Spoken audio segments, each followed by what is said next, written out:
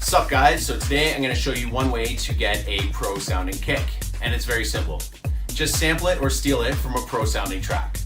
Now some of you might hate and say, oh, this isn't being original or you're stealing someone else's hard work. Well, guess what? A lot of pro producers have admitted to using this method in their tracks.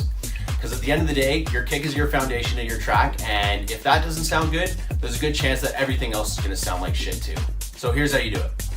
Find a kick from a track that you want to sample, preferably at the start or end of the track, and loop it like this. Copy it into a separate audio channel with an EQ3 on it, with the frequency cutoffs looking like this. Duplicate the channel 3 times.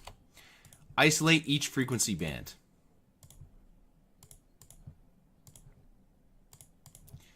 Freeze and flatten the 3 tracks.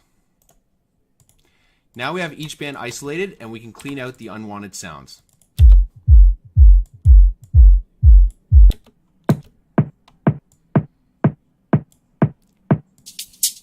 Feel free to use fades if you need to do some extra cleanup.